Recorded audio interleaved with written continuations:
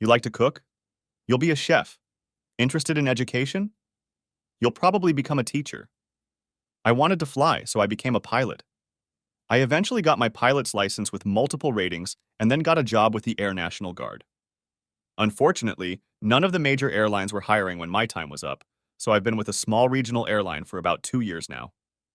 Throughout all of my trials and tribulations, the one constant in my life has been Amy, my wife. My beloved Amy came from a single-parent family of drunkard parents.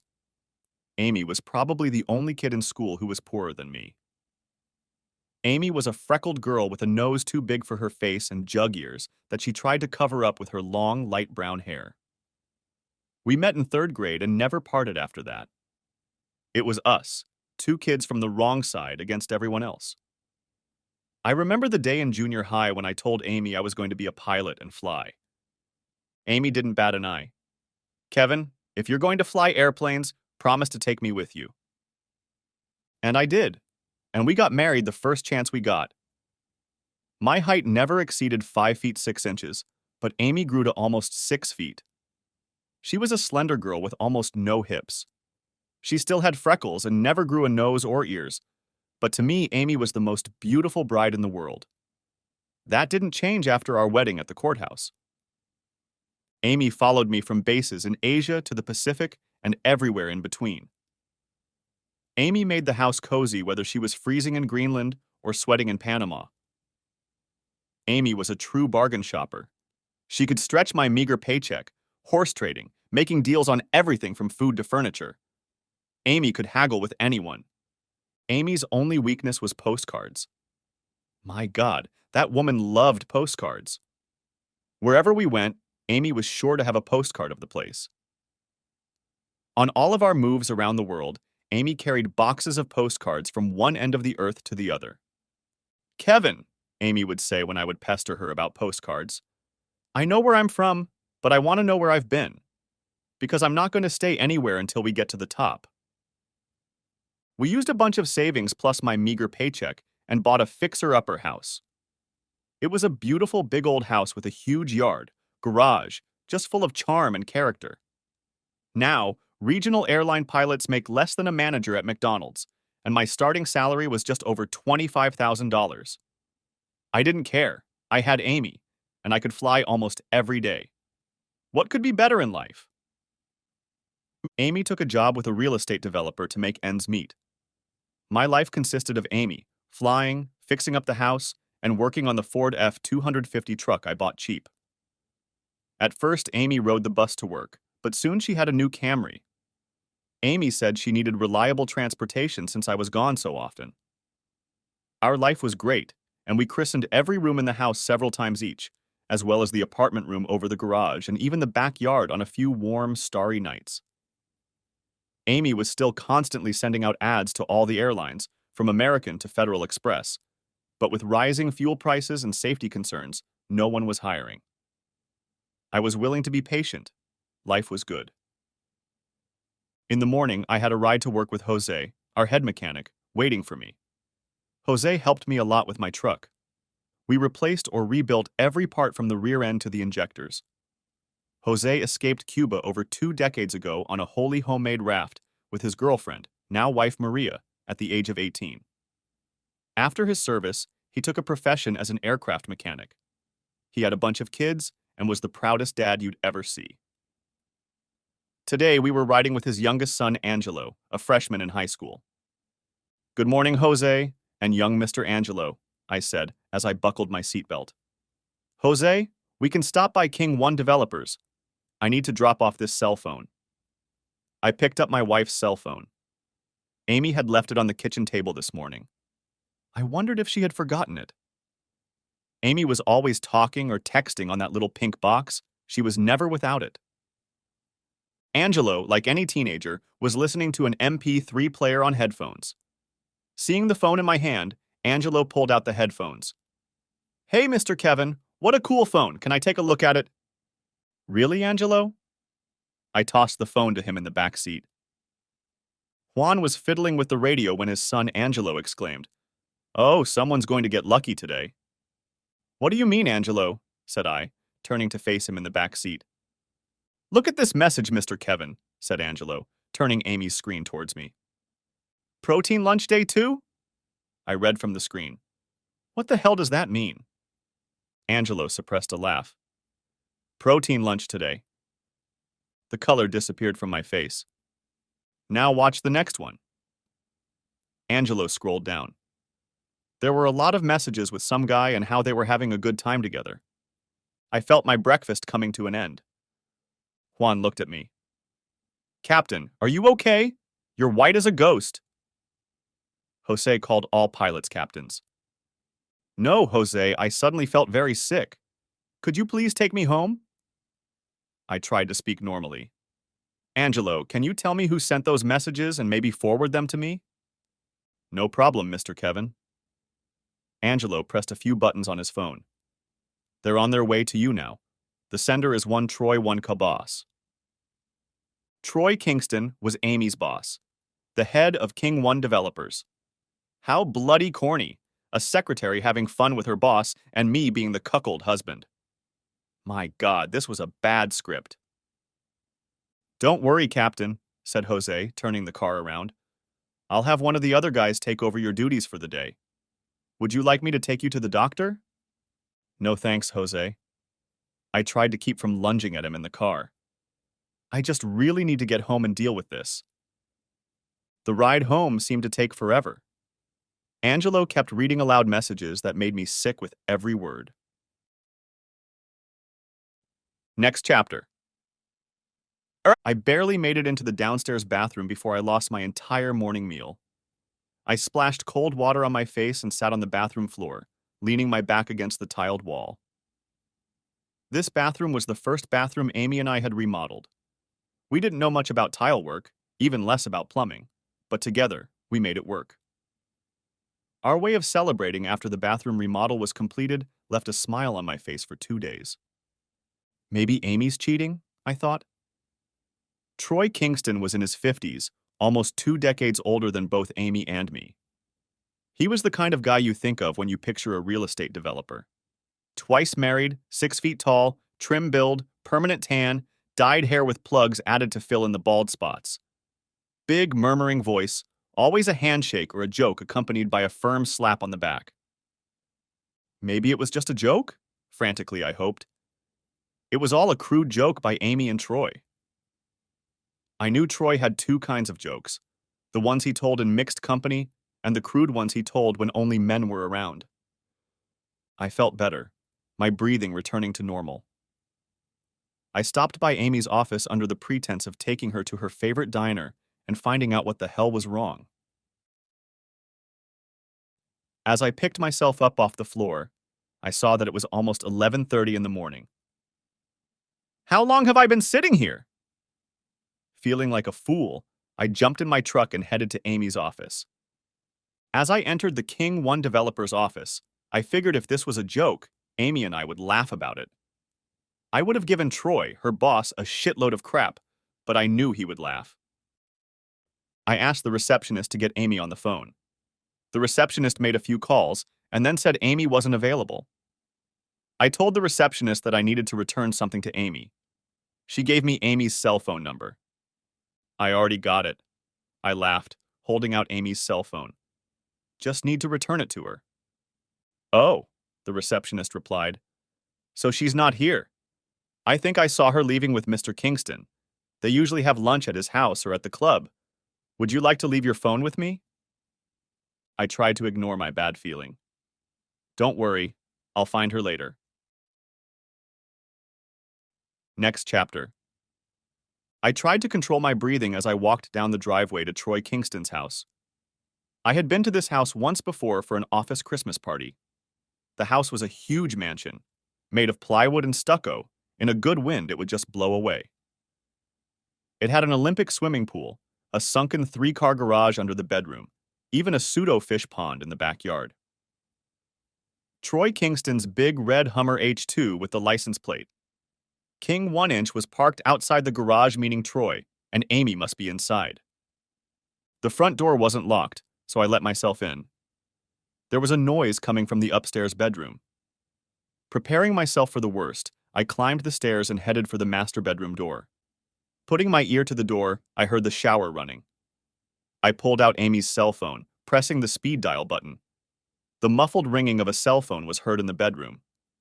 I took a step back from the bedroom door. "Troy Kingston," a voice answered. "Hey, Troy," said I into my wife's cell phone. "Listen, Amy left her cell phone at home this morning. The office said she was with you. Can you tell me where you are so I can give her the phone? Better yet, let me talk to Amy." "Greetings, Kevin," Troy's voice came through the earpiece. "We're on our way back to the office from the club right now. We just finished a working lunch with a client. Stopped by my house for a second to pick up some paperwork. Amy's in the restroom right now. Wait." I walked over to the bedroom door and opened it ajar. I saw Troy closing the mouthpiece and yelling into the bathroom. "Damn it, Amy, come out! Your flyer is calling and asking for you." Amy stepped out of the shower. Wrapping a towel around her head, she sat on the bed. The fact that Troy and Amy were comfortable being around each other like this said they knew each other well. This wasn't a sudden fling, it had been going on for a long time. "Hey, Kevin," said Amy, taking the phone from Troy. He sat down next to her. Amy began to flirt with Troy, cradling the phone between her ear and shoulder. "How are you doing? I'm so glad you found my phone. I've been looking all over for it." At that moment, I pushed open the bedroom door and walked in. They both froze at my sudden appearance. "Well, Amy," said I, pointing to her hand, "I don't think you're going to find your phone between Troy's legs, or that cell phone detector either." Troy was the first to react.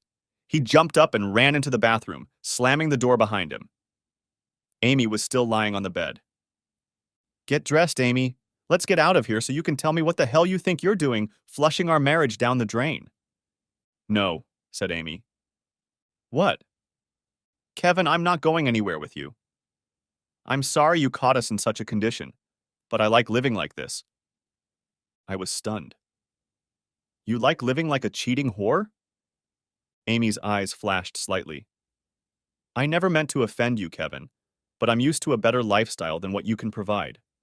Troy can give me something you won't be able to do for a few more years, if at all. This." I circled my hand around the room. "This is what you're throwing away our marriage for?" "I'm not throwing anything away, Kevin," Amy said calmly. "I'm making a choice. We had a good marriage for almost 15 years. I was a good camp wife who followed you around the world living like a pauper, and it was fun at the time. But now I deserve better, and I don't intend to live the next decade clipping coupons and scrounging for sale items." She removed the towel from her hair. "I'm sick of shopping at Walmart looking for half-price toilet paper. I want everything at once, not wait until I'm too old to enjoy it. You can't compare to what Troy has, and anything you can give me today doesn't compare to that. Troy knows how to treat me better than you do. I ask you to respect that and my decision." I was stunned. My mind just blocked. "Respect what, Amy? A cheating wife and a man who hides in the bathroom?" Amy just shrugged, looking back at me. All the oxygen was gone from the air. I had to get out before I passed out. I tossed the phone to Amy. I gave Amy the middle finger. "Respect that, Amy." I turned to walk out the door as I suddenly said over my shoulder, "You two deserve each other. I have flights tomorrow. Get out of my house." Next chapter. For the rest of the month, I was confused. They say grief goes through 7 stages, but I couldn't get past the shock and denial for 2 weeks. How could Amy do this to me? Had I really missed so many signs? Was I really such an ignorant fool, unable to notice what was right in front of my nose? I was trained to notice little things before they became big problems. A professional was supposed to notice the slightest signs, such as a change in air pressure, an engine noise. But how could I completely lose situational awareness in my own life?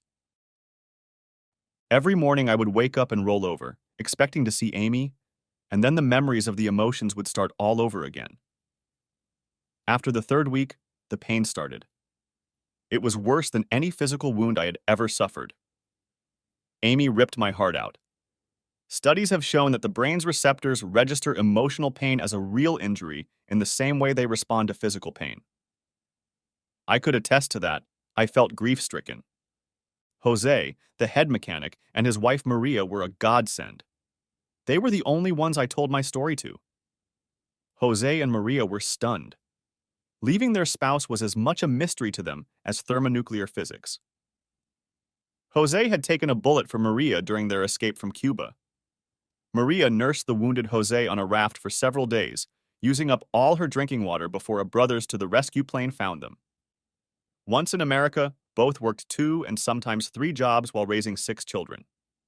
While Jose served, Maria started and still runs a house cleaning business. The anger stage began at the end of the month when I got a call from the bank. I was overdrawn and my checks were bouncing. The meeting with the bank teller kicked off my anger stage. All the accounts were nearly empty. Amy had cleaned them out. I tried to get a new line of credit but was denied. The employee sympathized with me, but told me that Kingston did a lot of business with the bank. My account was flagged. As I ran out of the bank, there was a man standing by my truck. He handed me the divorce papers. As I got in the cab, I researched the legal intricacies and realized I was really screwed. Amy was claiming that the cost to repair my 8-year-old truck was equal to the cost of her new Camry. Amy had emptied all the accounts, even cashed in all the stocks and bonds. In return, she offered me a house. Using a grossly inflated appraisal of the value of the house and its equity with improvements made sense on paper, but not in the real world. I only had 10 business days to pay off the bank before it started foreclosure proceedings. Next chapter. There's not much you can do, Mr. Kevin. I sat at Juan's kitchen table with his oldest son. He was in his last year of law school. One of his family law professors was reviewing divorce papers and a settlement offer. Your ex-wife Amy can use the boyfriend's lawyers to score on you. You may win a battle or two, but you will lose the war. I thanked my son Juan for his help, and then tried to figure out what I needed to do. I needed money, and I needed it fast. I hated to do it, but my favorite truck had to go. Juan had a friend who needed a good truck for his landscaping business, so this sale netted $7,000. It allowed me to take a bit of a break, get out of foreclosure, and pay my upcoming taxes and insurance bills. Jose's wife, Maria, was still doing house cleaning and now office work as well. Every day for the next year, if I wasn't flying, I worked with Maria's cleaning crews. I biked if I was going somewhere. My frugality would make Scrooge blush. The only real food was the home-cooked meals that Juan and his wife Maria forced on me. Maria was constantly trying to set me up with some pretty Latina, but I couldn't even afford a can of soda, let alone a date. By the beginning of my second year, my divorce was behind me. I was able to get ahead and even took a day off from time to time to get back to housework. One day I found boxes of Amy's postcards. My first thought was to burn the damn postcards in the fireplace to help heat the house. I couldn't afford to pay any more court bills, so I got on my bike and rode to the local library. For someone with limited resources, the public library was a treasure. I used one of their computers to send Amy an email about the postcards. A reply from Amy came within the hour. The postcards are where I've been, not where I'm going. Do what you want with them. I printed out my original letter and Amy's reply in case I needed them, then headed home. That evening, I built a big fire in my old stone hearth. I even splurged on buying some marshmallows to roast. Watching those cards smoke was the first time I was able to fall asleep peacefully, and I even woke up without thinking about Amy. Next chapter. It had been over 2 years since the last time I'd seen Amy in the bedroom. Late one Friday night, I was driving back from the city to our small airport. We were taxiing onto the runway when the flight attendant of our small plane poked her head into the cramped cockpit. "We have a passenger problem," the stewardess said. "We have a guy who's had a few drinks and won't turn off his cell phone. Very rude and belligerent." "Tell him it's an FAA rule," I asked. "Yeah," she said. "The guy called me a couple different names." We were 6th in line for takeoff, so I told the first officer I'd take it from there. Usually, the sight of a uniform and a few stern words quieted the unruly passengers. This happened once every few months. It was annoying, but not a problem. As I stepped out of the cab, I was surprised to see a flushed Troy Kingston sitting in the fourth seat talking on his cell phone. He was yelling at some poor henchman on the other end. What shocked me even more was Troy's seat companion. It was my ex-wife, or what was left of my ex-wife Amy. She was wearing more bling than Mr. T had. Amy's hair was styled and dyed white, almost bleach blonde. Her once generous nose was gone, replaced by a tiny button. Amy's ears no longer protruded, but were cropped just enough to be invisible. Her lips, however, were as plump and pouty as a trout's. All her freckles were gone, and her skin was so tight on her face that it looked like an inflated balloon about to burst. There must have been 10 pounds of plastic in her new screw-on fake rack. At least I knew where the money from our accounts was going. Good thing Amy didn't waste it, muttered I to myself. Gathering my thoughts, I went into professional pilot mode. Mr. Kingston, I began, standing over the seated Troy. I must insist that you turn off your cell phone immediately. It could interfere with the safety of this airplane and put you and my passengers in danger. Troy noticed me for the first time. Back off, flyboy. I paid for my ticket. I'm trying to save a deal that's worth more than you and this shitty airline combined. Amy. I turned to her across the seat. Could you please talk some sense into your traveling companion? Don't talk to her, you penniless asshole. Troy pounced on me. Just because you're driving this flying bus doesn't mean anything, so back off. He went back to his conversation. I looked at Amy, but she only turned away to look out the window. Sighing, I went back into the booth and picked up the microphone. Ladies and gentlemen, I apologize for the delay, but we will be returning to the terminal for a few minutes. Please remain in your seats and we will continue the flight as soon as possible.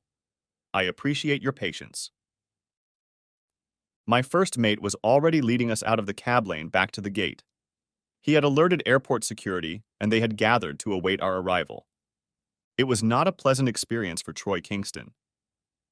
3 inappropriately boisterous airport police officers boarded the plane, followed by a Department of Homeland Security officer. Troy was led out in handcuffs. The Department of Homeland Security officer told me that Troy would be charged with interfering with an airplane crew, endangering the safety of an aircraft, and a host of other charges. Since the plane was on a runway, these were all federal offenses. A DHS spokesperson explained that Troy will spend the weekend in a holding cell because the federal court does not sit on weekends. As a bonus, he will be placed on the no-fly list as a flight risk. He will be automatically banned from any air travel for the next 90 days. Good luck getting on the do not fly list. To top it off, Troy was billed for the fuel used to get the plane to the runway, as well as landing time and other ground staff expenses. That wouldn't happen to a nicer guy, thought I as we taxied onto the runway. Next chapter. Jose, his wife Maria, and I were sitting at the kitchen table. Their middle daughter had just started medical school. She's so smart, my daughter. Jose had a few drinks to celebrate. She's going to be a rocket surgeon. I smiled, but declined his offer to fill my glass. Jose had a right to be proud. Seeing Jose with his wife Maria made me sad for a moment about Amy and me. Not like that worthless Amy, said Maria. Captain, why don't you let me find you a nice Latina? I'll treat you good. I hid a smirk. Maria never lost her accent and always tried to play matchmaker. Maria, you know I'm a little skittish after the last time I met you. Ah, Maria interrupted, and then mumbled something in machine gun Spanish to her husband Jose. Captain, you'd better do without this wife. She's no good. No argument, I replied. Maria scooted closer to me. Amy didn't know what she had. Amy's old wife is sad now, not happy. I perked up my ears. I thought for the most part I had already forgotten Amy. Being upset with her was like taking poison and waiting for the other person to die. But everyone loves gossip, especially if it involves your ex-wife. Come on, Maria, what do you know? I teased her. Maria, with her small army of cleaners, housekeepers, and assistants, had an intelligence network that the CIA and Israeli Mossad would envy. Well, began Maria, my girls say Amy isn't that good. There are no other wives like her. They're afraid she'll try to steal their husband too. The other wives call Amy lemon pie. Amy throws a lot of parties. The other wives don't come. Some husbands come, but they look at Amy like a dog looks at meat. She doesn't like it, and Mr. Kingston gets angry. No more parties. I stifled a laugh. Amy is angry that Mr. Kingston won't marry her. He doesn't give Amy much money and she complains a lot. The girls say Mr. Kingston doesn't trust Amy. He doesn't want Amy to leave home. Mr. Kingston always checks Amy's phone and, as you say, often interrogates Amy when she comes back from trips. One day, Mr. Kingston hired a private police force to keep an eye on Amy. Amy found out about it and got very angry. I poured myself a drink. Well, Maria, what else would you expect? There's no honor among thieves and crooks. I hope they enjoy looking over each other's shoulder all the time. Marie continued. She was on a roll. I always send the older ladies to Mr. Kingston's house. He's a bad man, always trying to touch the younger girls. Amy always blames it on the girls. Complains to me that the girls treat Mr. Kingston badly. I know that's not true, but I'm not saying that if Amy can't satisfy Mr. Kingston, why blame the girls? No one wants to clean his house. He never tips the employees. Stop talking about silly old wife Amy, said Jose. Captain, you and I are going golfing tomorrow. I won a round of golf at Nine Rivers Country Club last week in the church raffle. You play golf, Jose? I asked. Yes. Jose looked at Maria, his wife. When we came to America, Maria saw that all successful Americans play golf. So Maria bought me golf clubs on sale and made me take lessons. And all the kids, too. But the damn wife will never let me rent a golf cart. Maria looked at her husband sternly. We need to save up money for college for the kids. You're not a cripple. God gave you good legs. It would be an insult to God if you didn't use the legs he gave you. Jose threw his hands up, but I noticed a hint of a smile on their faces. Jose reached for Maria's hand.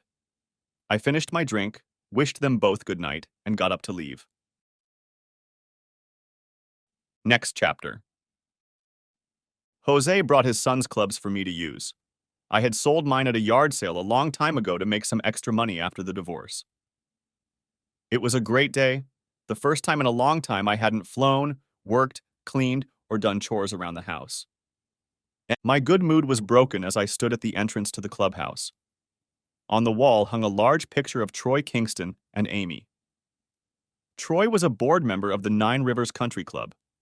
The picture was of some award or event they were attending. Jose saw me looking at the large framed photo. He caught my sour mood. Captain, said Jose, pointing to the entrance. Look over there and tell me if anyone is coming.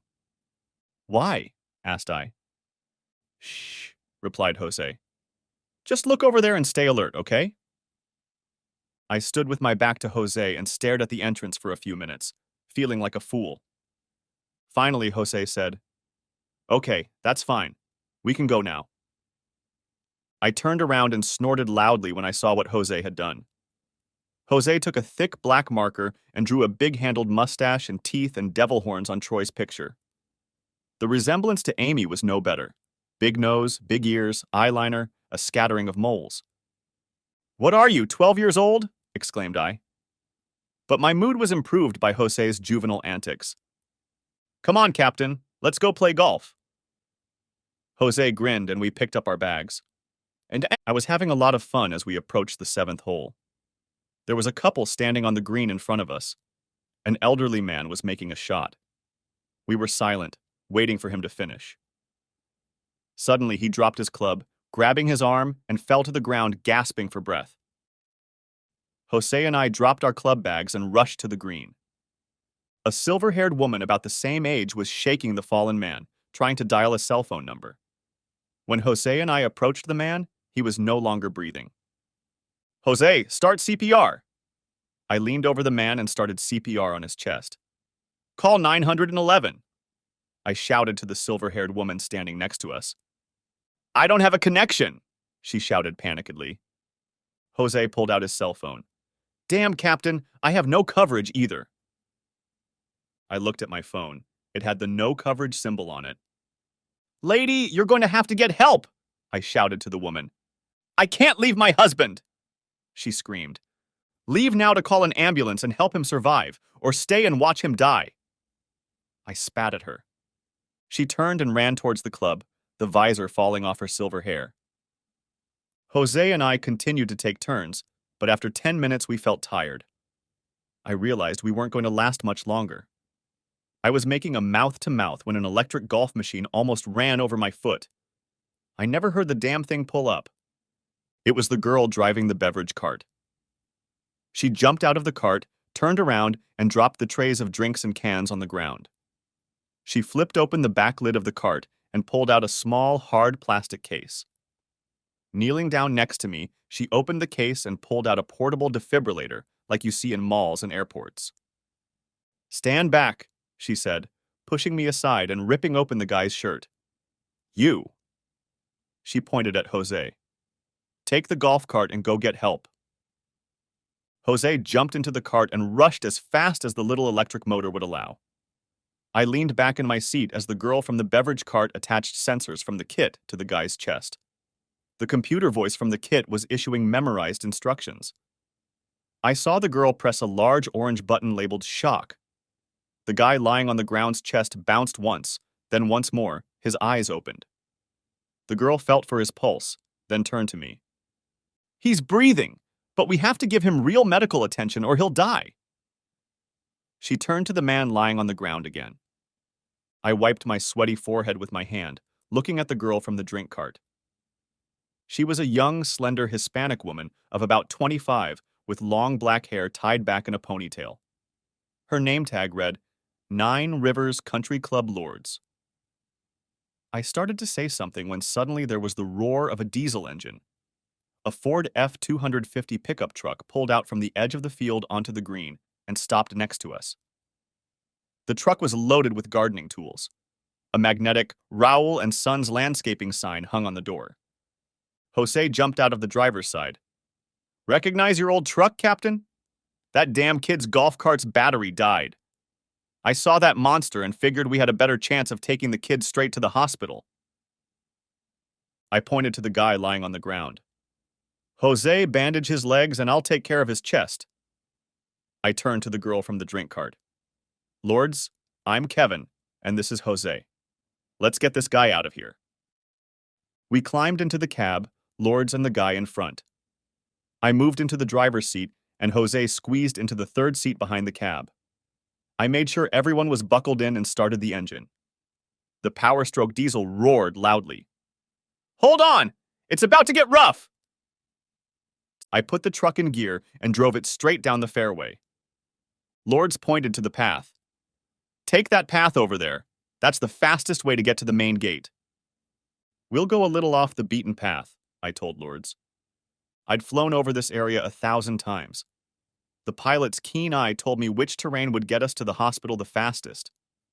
The shortest distance between 2 points is a straight line, and that's the route I was going to take. It would save us 7 to 10 minutes. Minutes that I knew we didn't have to waste.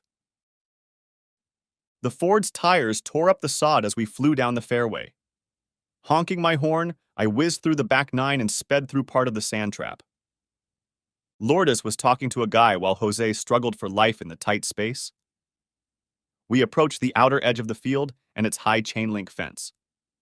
Lourdes gestured to the south. There's an old gate about a mile from here. We don't need no stinking gate, growled I in my best movie accent. Grab onto something. I kept my foot on the gas pedal as we made our way through the fence. Ford Power Stroke versus Chinese metal fence. No contest. Score 1 in favor of American diesel power. Hey, Captain, got a signal, Jose said, holding out his phone as we raced down the road toward the hospital, pushing the speedometer to triple digits. Lourdes snatched the phone out of Jose's hands. She dialed a few numbers. Lourdes must have gotten through to the hospital because she pronounced medical terms that sounded like VTAC, pulse, all in Greek to me. Lourdes slammed the phone down. I grinned and said, "Not bad for a drink cart girl." The tires squealed as we jerkily turned toward the hospital entrance. Lourdes gave me a hard look.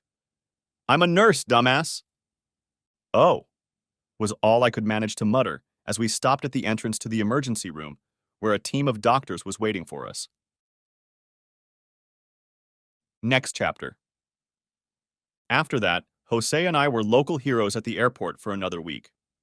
However, no good deed goes unpunished. It was about that long before I received a registered letter from the Nine Rivers County Club. It contained a detailed bill for the damage my little jaunt had caused to the golf course. The total repair amounted to $247.88.12. The letter demanded immediate payment, cash or bank check, or the matter would be turned over to their legal department. I laughed out loud, crumpled the letter into a ball, and tossed it in the trash. You can't squeeze blood out of a turnip, I thought to myself. I never found out who the guy was, or if he ever recovered at all. He must have been a big shot, because as soon as his condition stabilized, an air ambulance helicopter took him to a waiting air ambulance plane for departure. I tried calling Lourdes. The operator at Nine Rivers Country Club curtly informed me that Lourdes no longer worked at Nine Rivers. I made inquiries on my own for about a week before I enlisted the help of Jose's wife, Maria. It took Maria about 15 minutes to have chapters and stanzas about Lourdes, from phone number, address to shoe size, on her Latina Women's Network. Maria began talking about Lourdes as if she were giving a briefing. Lourdes was 26 years old, the only daughter of her father, an immigrant laborer whom Lourdes cared for until his death. Her mother died when Lourdes was still a child. She had never married, had just gotten her nursing degree, but had not yet taken the nursing exam, and worked the 3 p.m. to 11 p.m. shift at Mercy Nursing Home. Lourdes rented a room, wasn't dating anyone, and loved vanilla ice cream with sprinkles. "That's it?" teased Maria when she finished. "No birthmarks? Known wanted or warrants?" Maria looked at me with a smug smile. "Lourdes is a good girl. Goes to Mass every Sunday at St. Paul S. Would you like me to set you two up?" She rummaged in her pocket for her cell phone. No, Maria." I jumped up. "Thanks for the cell phone and Lourdes' address. I think I'll take it from here." I heard Maria's laughter as I walked out of her house. Next chapter. The next day, Lourdes was waiting for me on the steps of the house when I approached her with flowers in my hands. Lourdes saw the surprise on my face. She smiled. "Why did you wait so long, Kevin?" How... You knew I was coming," I stuttered. "The Latina Women's Network works both ways, Kevin." Lourdes laughed. She stood up and took my flowers, then turned to walk up the stairs. "You haven't had a chance. Stay there while I put them in water." Lourdes was a pleasure to talk to. She told me how she had combined school, nursing homework, school, and until recently a job as a beverage delivery girl at the Nine River Country Club. "Kevin," began Lourdes, "I had and still have a lot of loan and tuition debt. My job at the nursing home covers the rent and daily living expenses. I made good money at that job serving drinks. It helped me pay off my debts and spend money on my nursing exam prep course and the nursing exam, as well as testing fees." "Lourdes, what happened to working as a drink delivery girl at Nine Rivers?" I asked. Lourdes wrinkled her nose before answering. "After our little monster truck ride, the Nine Rivers Board of Directors fired me. Claimed I left the country club grounds without working the allotted time. I know it was that board member, that asshole Troy Kingston. He's been trying to get me to sleep with him ever since I started working there. Now that Kingston guy entertains the secretary every Wednesday during lunch break." Lourdes shuddered as if from the cold. "I shudder at the thought of that vile Slytherin touching me. What a snake." I wasn't surprised that Lourdes knew of my situation and marriage status. The Latin Women Network spawned a lot of gossip. Most of them were exaggerated and erroneous, as I found out. "You know, Kevin," said Lourdes, "most of the gossip says your wife left you to switch. A minority say she left because you were gay." I suppressed a laugh. Where did being gay come from? Well, Lourdes looked a little embarrassed as she spoke. Some of the girls on the cleaning crew showed more than a passing interest in helping you through your grief. The hemlines of skirts got higher and the necklines of blouses got deeper. You never noticed it or reacted in any way, so they assumed you must be gay. Now I laughed. Oh, you must be talking about Anita and Orlando. There's no way I haven't noticed those two Latina girls and their attempts to cheer me up. I slammed myself on my knee. Lourdes, you can thank these two ladies for their efforts, but I have a very firm policy of, how can I put this simply? I don't eat where I shit. Lourdes chuckled. Good. I'm glad that didn't go unnoticed. I take it from your tone that your ex-wife didn't have that policy about eating at work? Lourdes, to be blunt, my ex-wife Amy can eat crap. Next chapter. I wanted to see more of Lourdes. Kevin, I'm not a prude, but I'm not easy on the eyes either, said Lourdes. Can we meet tomorrow? Lourdes, I'm working on the house tomorrow. I'm having trouble getting the door hinged, I replied.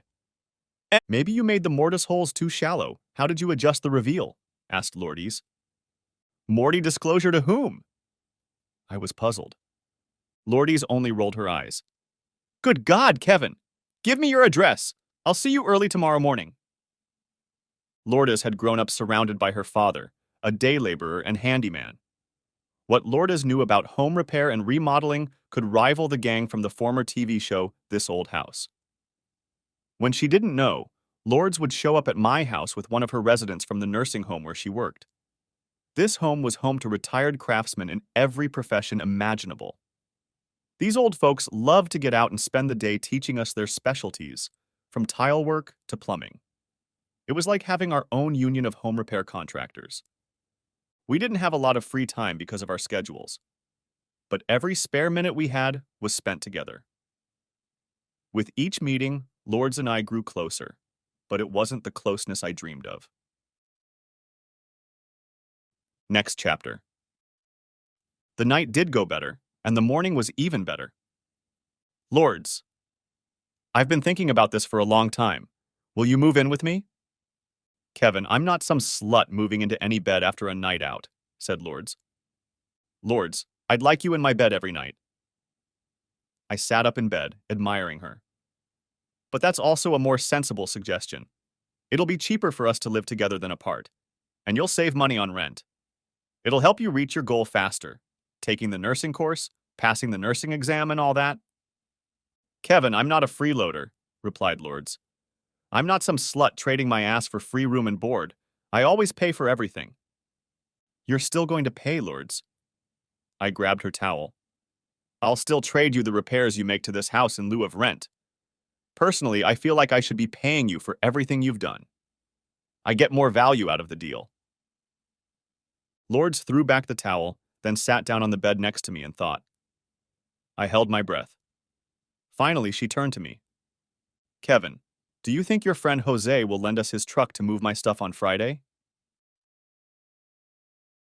Next chapter. We had been together for over 6 months now. The house had never been in better condition, and I was happy. Of course, I was still working, cleaning houses and picking up all the flying hours the FAA allowed. But Lourdes came into my life. I wanted to ask Lourdes to marry me, but I knew she wanted to get her license and have a career before settling down. The housing crash affected even our town. It affected King 1 developers the most. The company collapsed and burned within a week. The whole operation was like a house of cards. The bank withdrew several loans, and King 1 developers collapsed. Federal regulators began to take a closer look. Troy played with the rules, mixed funds, and mortgaged himself to the hilt, even real estate he didn't really own. He didn't even have enough money to file bankruptcy. However, Troy Kingston took it like the man he was. Late one night, dressed in his best suit, he got into a shiny H2 Hummer with a bottle of JW, started the engine, closed the garage door, and sucked in the exhaust. I felt sorry for the people and the financial mess this coward Troy left behind, but not for him. Oddly enough, thoughts of how this would affect my ex-wife Amy didn't even cross my mind. She was in the past, and I was looking forward to Lourdes in the future. A few weeks later, I was walking home from the bus stop when I saw a lone figure sitting on my porch steps. It was dusk, but even in the pitch darkness, I realized who it was. "Hi, Amy," said I, standing over her. "Hi, Kevin," replied Amy. She looked at me but made no move to get up. "Amy, I'd like to say it's good to see you, but we both know that would be a lie. If you'll excuse me, I just finished a long day. I'd like to get to my house. Let me through, please." Amy didn't move. "Why are you walking? Kevin, where's your truck?" "Amy, you're sitting on it." Amy looked around confused, then said, "Oh, you mean you sold it for the house? I get it now. Why Kevin? You loved that truck." "I loved a lot of things back then, Amy. When you're forced to, you learn to do without a lot. That truck never let me down, unlike other things back then. The difference is, I still miss that truck to this day." "How about me, Kevin? Do you ever miss me? Kevin, you know us?" said Amy softly. I couldn't help myself. "Of course, Amy, I miss you with every bullet." Amy sighed, but I continued. "Besides, Amy, how can I miss you? You haven't left yet." "Kevin, please, can we talk? I just got out of the hospital 2 weeks ago." "Amy, I'm sorry to hear you've been ill, and I wish you a speedy recovery. However, I don't see how your health could be any more of a concern to me. You have made it clear that you are not satisfied with the level of care I was able to provide.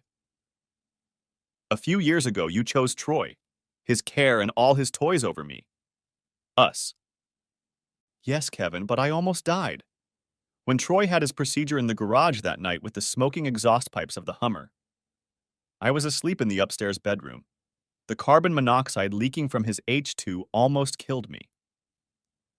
"Geez, Amy, it looks like those H2 Hummer H2S are really bad for the environment. In retrospect, I can tell you that you should have talked Troy into driving a hybrid." "That's not funny, Kevin." I rubbed my chin with my hand. "I'm sorry, Amy, but I'm tired. Maybe we'll just go our separate ways.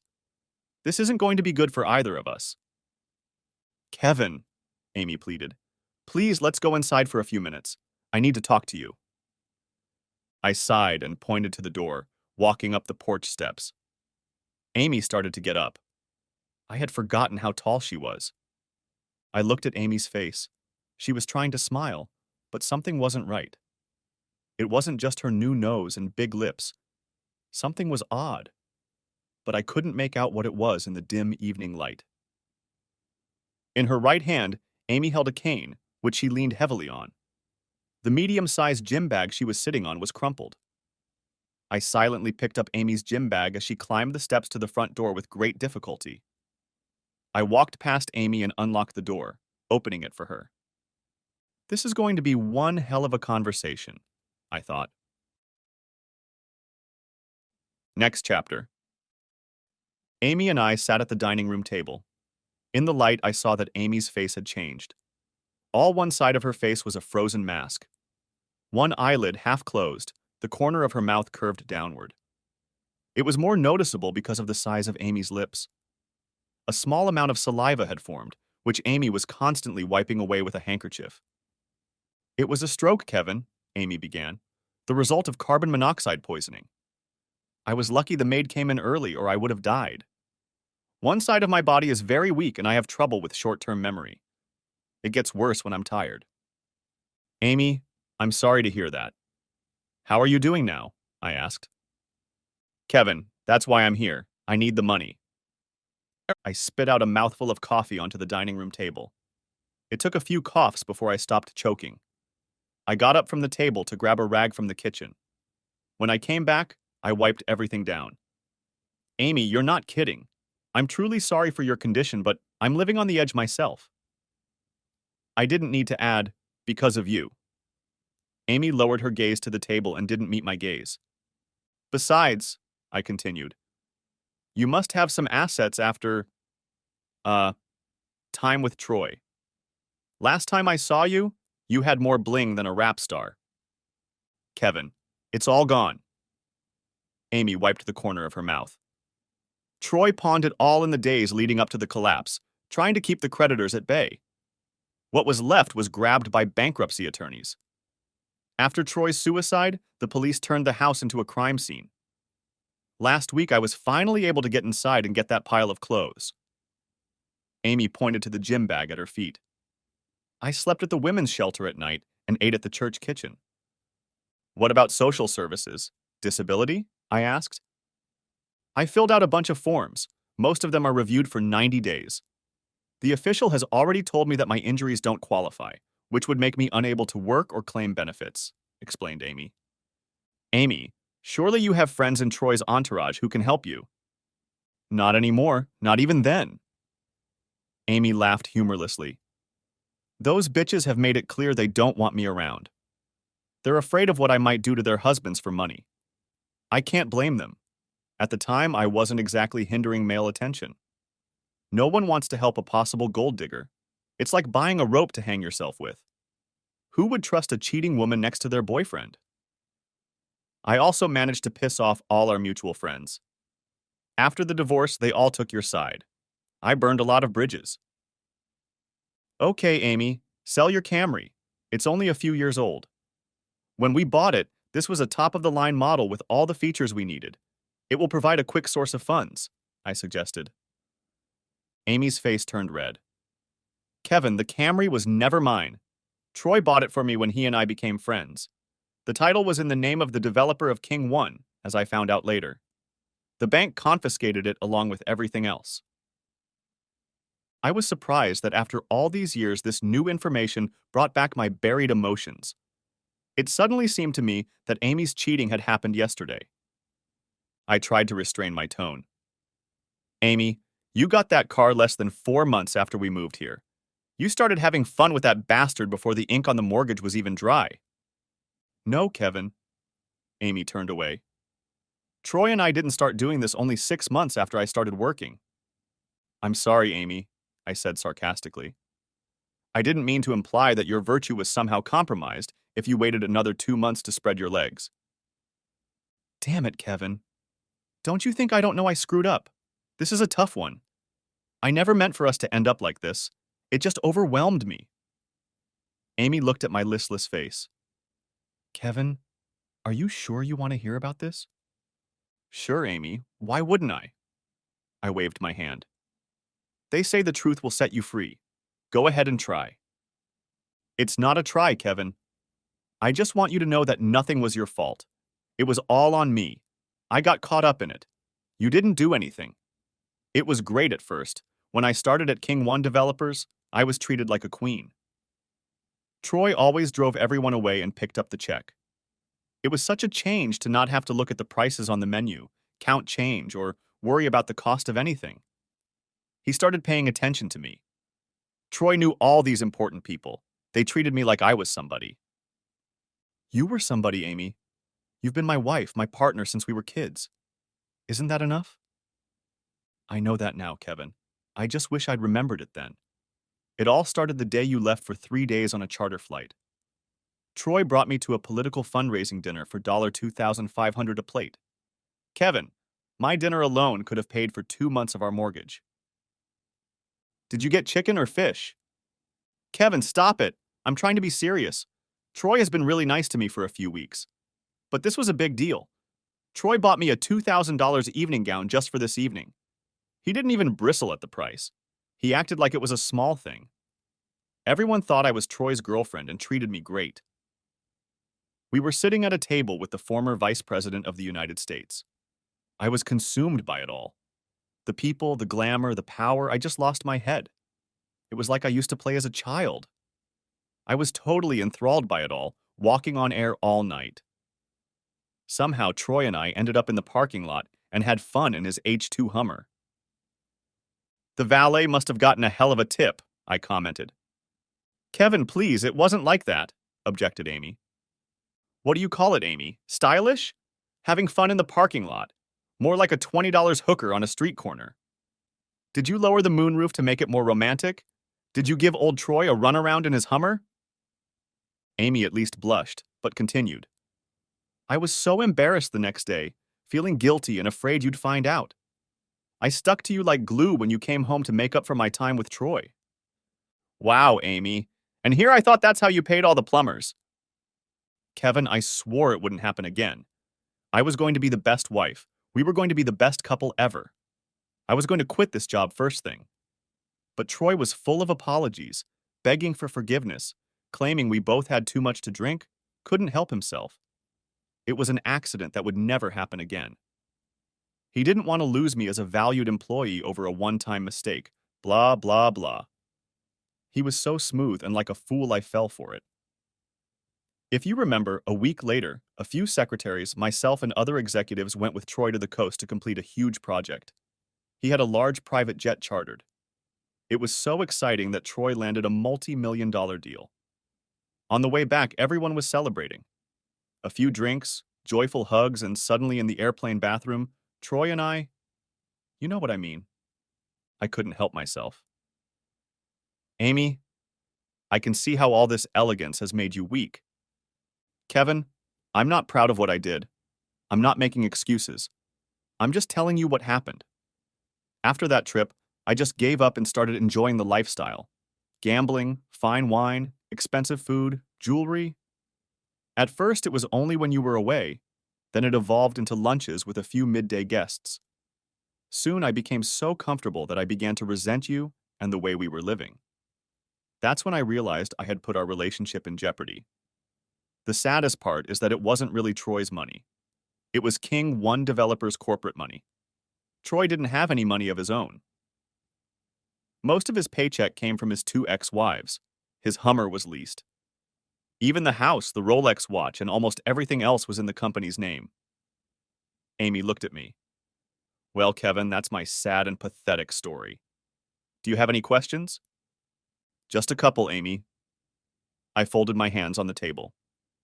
If you had the lifestyle you wanted, why didn't you divorce me right away?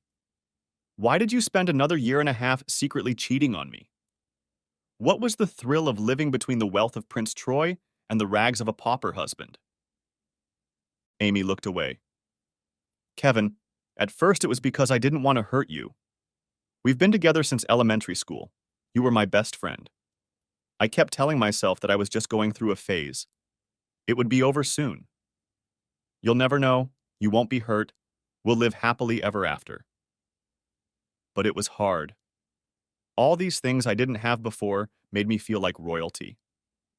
For the first time, I wasn't a kid standing outside the candy store window looking in. I kept putting off ending my time with Troy. I was a fly drowning in honey. Amy wiped the saliva leaking from the corner of her mouth again. That day you found me in Troy's bedroom stunned me. I was in a state of panic. I was sure you would never take me back after what I had done. But what could I do? I was past the point of no return. Half a loaf with Troy was better than nothing. Amy, how about choosing the truth? I said sarcastically. We could have made up if you had come to me after the first time. Kevin, I know you're going to find this hard to believe, but I was going to end it in 2 days. Even if you hadn't found out, I was going to quit my job and end the whole sordid affair that same Friday, cold turkey. I was determined to devote myself to you, to us, our marriage, and our future. My resignation letter was already printed, signed, and dated. It was sitting in my desk drawer at work. Nice try, Amy. Now you're making me sad that I barged in on you and Troy. If I had waited 2 more days, all of this could have been avoided. It's all my fault. I was such a fool. There was irony in my voice. I bet you don't happen to have that letter with you right now, do you? No, Kevin. I can't prove it. I can't disprove it. It won't help now, but after I moved in with Troy, I got bored. Everything revolved around Troy. I had more fun on my own. Okay, Amy, that's a standard question for guys. Was it because Troy was better in bed than me? I could see Amy hesitating, trying to think of an answer. If I want someone to lie to me about my abilities, I'll hire a prostitute. If you're not a prostitute, you don't have to lie.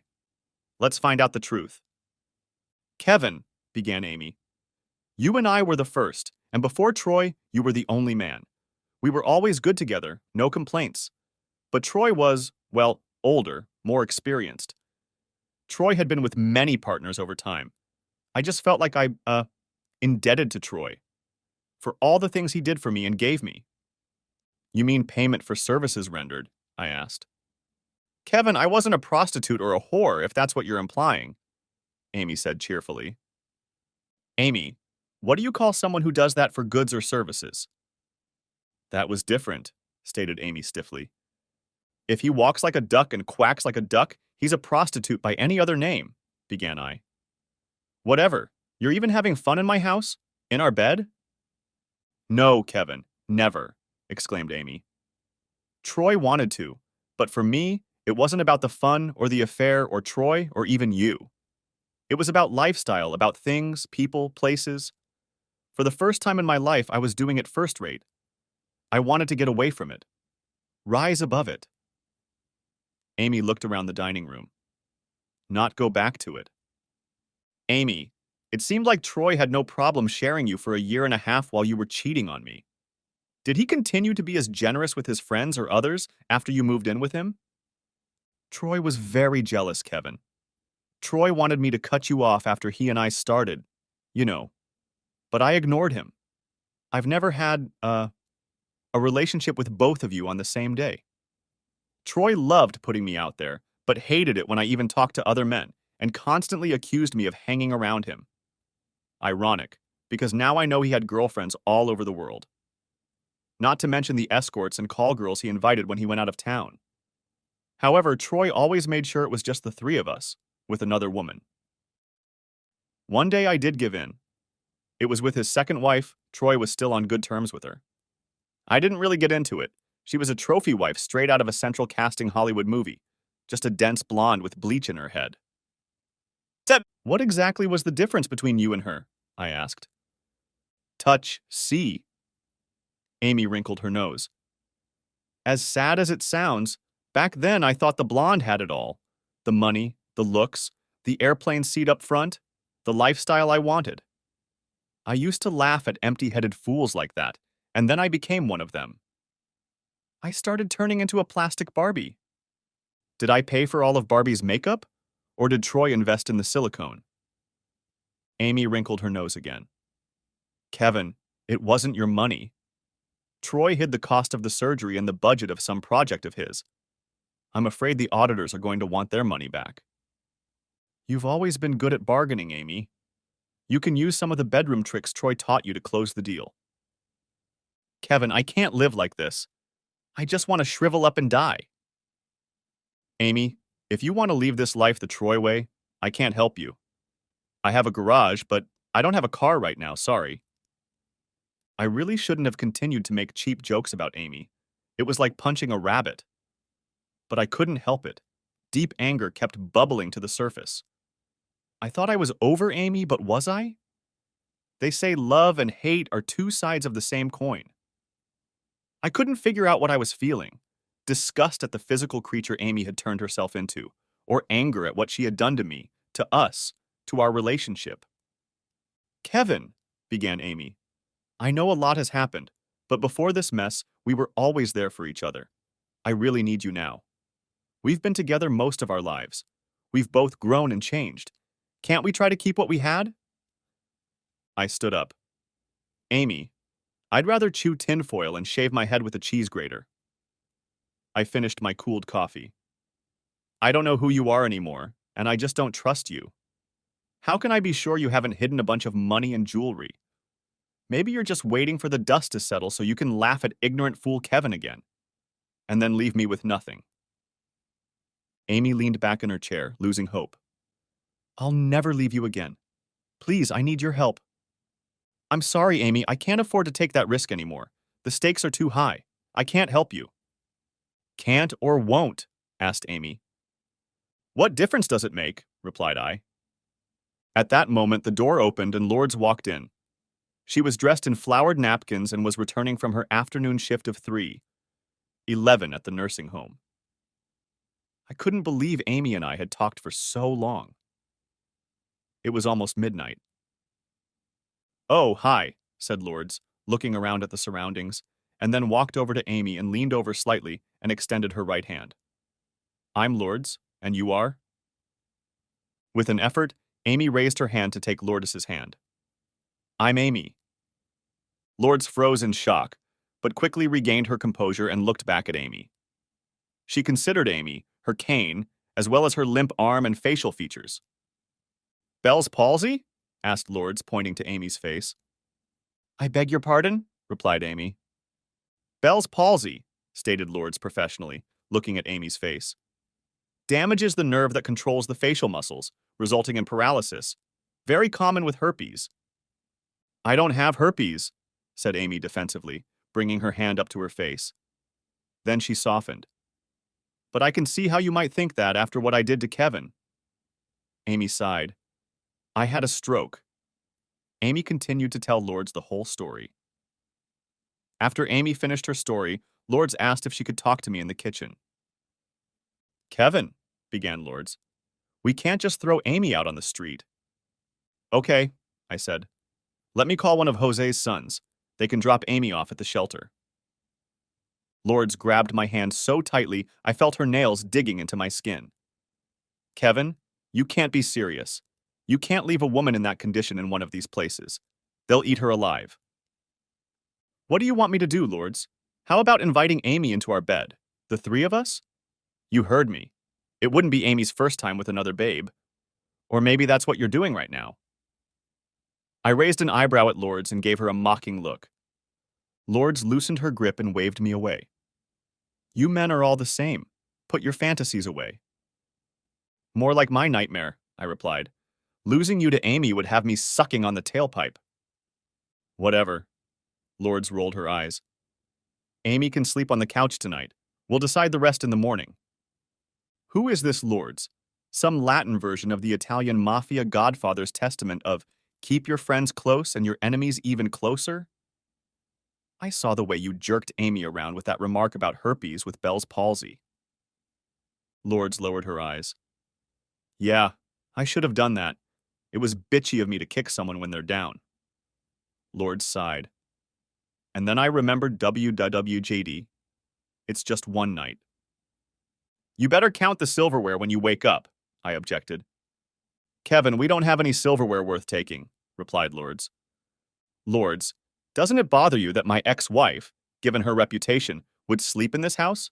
Asked I. Lourdes looked at me seriously for a moment. I know you and, more importantly, I trust you. Besides, if you leave me for plastic and trout lips, you were never mine anyway. Lourdes, that's never going to happen, so you're stuck with me. I kissed her. Next chapter. The next morning at 6 a.m. I was in the kitchen, dressed in my maintenance jumpsuit. I wasn't flying today, but I was supposed to be cleaning 3 houses for Jose Maria's wife's company. Good morning, Kevin. It was Amy, standing in the entrance to the kitchen with a blanket wrapped around her. She had her hair sleeping on the couch. I only hummed, turning away to attend to my cup of coffee. Kevin, do you still have our boxes of cards? Asked Amy and yawned. Those were your cards, Amy. And no, I don't have your postcards anymore. Where are they? Persisted Amy. I burned them, Amy. In fact, I roasted marshmallows on them, sort of like the flames of our past. Oh, said Amy with an unhappy look. I sat down and stirred my coffee. For a few minutes, we were both silent. Kevin, I just want to thank you for letting me stay the night, said Amy. Don't thank me, Amy. I wasn't thrilled with the idea. Thank you, Lourdes, replied I. Yes, Lourdes. Amy paused. You and her? She interrupted. I didn't answer anything. My relationship with Lourdes was none of Amy's business. Kevin! Amy started wiping saliva from her busted lip. I don't know if I said that last night, but I'm sorry. Sorry for what, Amy? For cheating? For leaving? Taking all the money? Ruined our marriage? Lied? Trying to take more money after bankrupting me? Coming back to ruin my life? Or do you wish you had all the toys Troy gave you in your life anymore? You need to be more specific. I'm sorry I wanted something more than you did, Amy said softly. That sounds more like buyer's remorse to me. I stood up and poured the rest of my coffee into the sink. Tell me, Amy, if the house of cards hadn't collapsed and you still had all the advantages of the last 3 years, would you still be here today? Kevin, I'm sorry I left you, I heard Amy say as I rinsed my coffee cup. I felt a touch on my shoulder. I turned around. Amy was standing in front of me. I see someone is glad I stayed the night, said Amy. Don't flatter yourself, Amy. Kevin, I meant what I said last night. I'm yours and yours alone. You can do anything you want to me. Anytime, anywhere, anywhere. Amy held out her hand. I've read that text once before, Amy. I'll pass. I headed out the door. Next chapter. I realized that my first big fight with Lourdes was going to be over Amy. I just wanted Amy out of my life.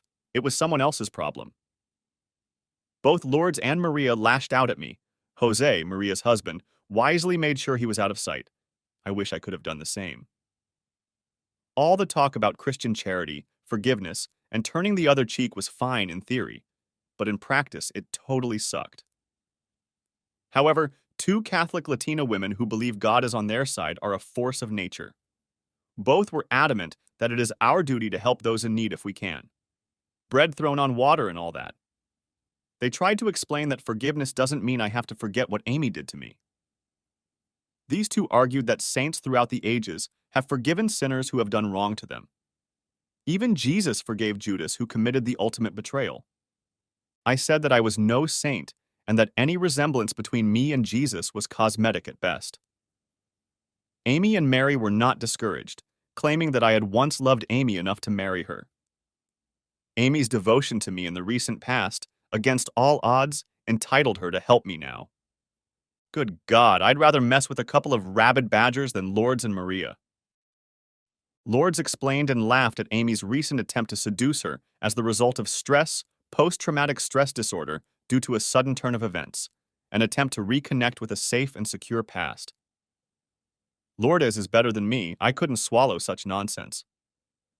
Maria found Amy a job cleaning houses. The farthest place I could take Amy was the mother-in-law apartment above my garage that Lourdes had arranged for Amy to live in. Amy paid a paltry rent, which helped us a lot.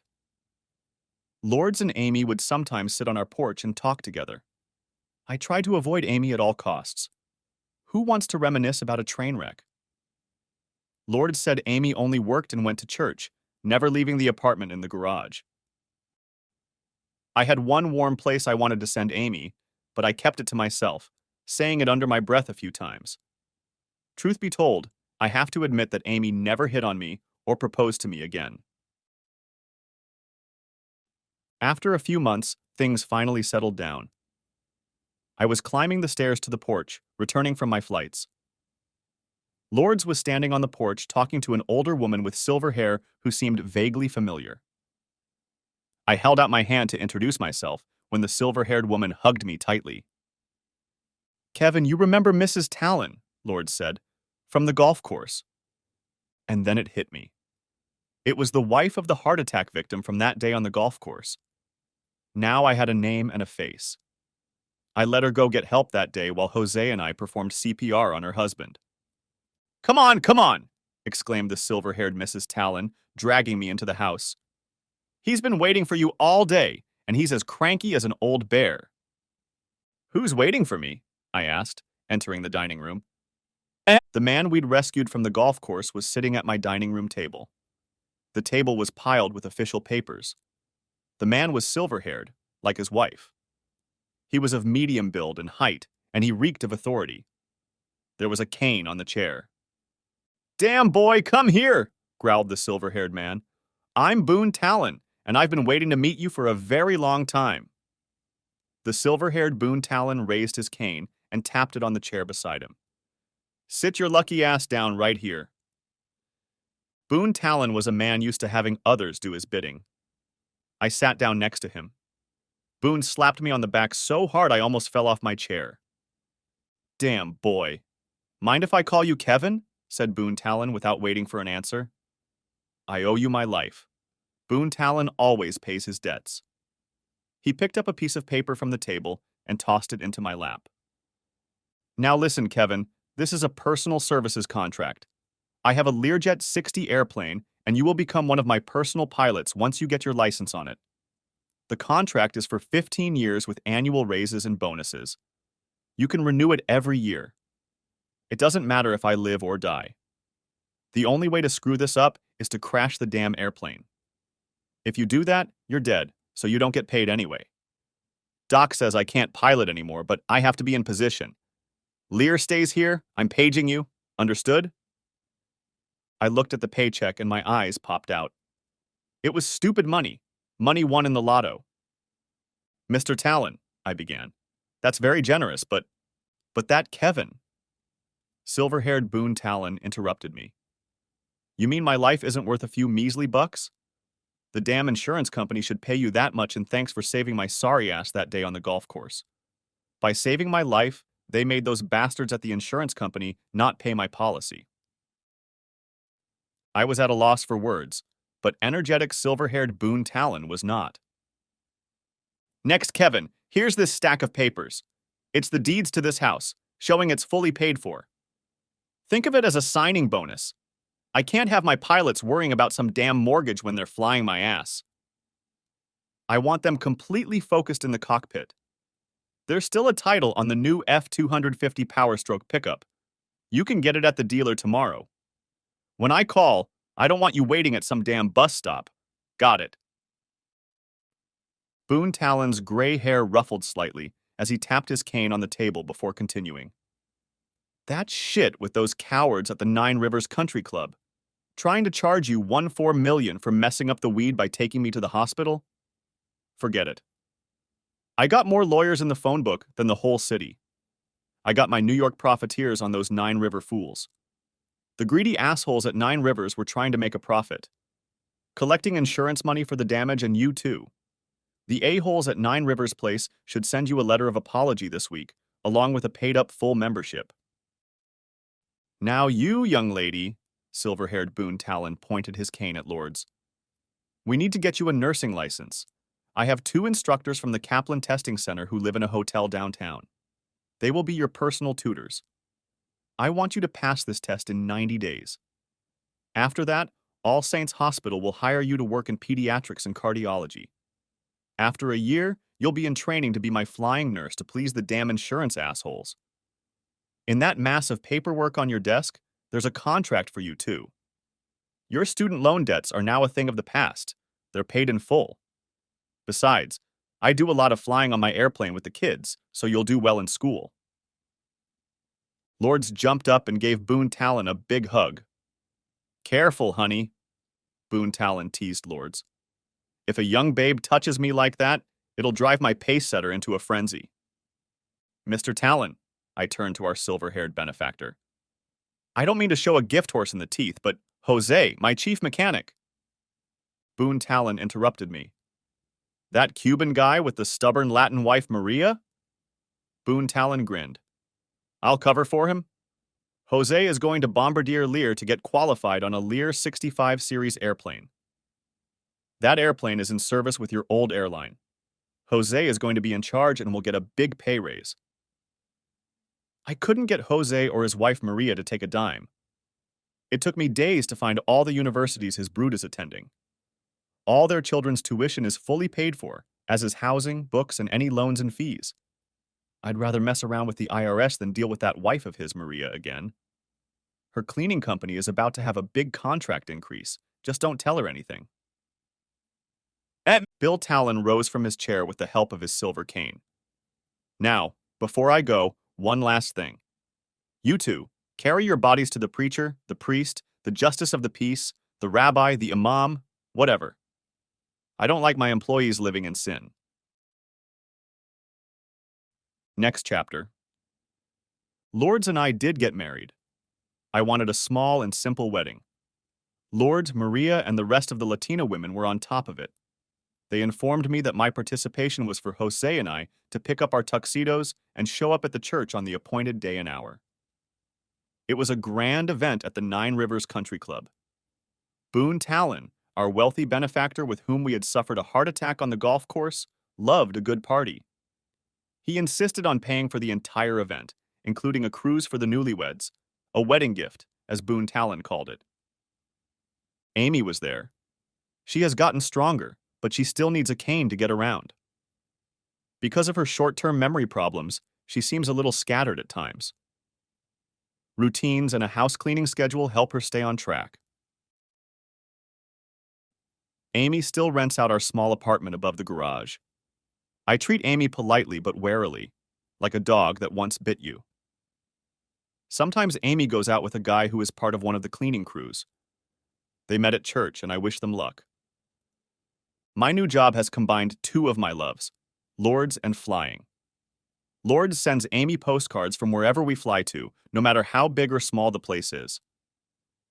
Amy and Lourdes still sit on the porch in the evenings while Lourdes discusses with Amy every detail of the place the postcard is being sent to. However, that will soon stop as Lourdes will have to give up flying for a while. The good news is that I'm going to be a proud papa. I will soon have 3 loves. The end. Thanks for watching. I hope you enjoyed it, so subscribe to my channel and watch the next video.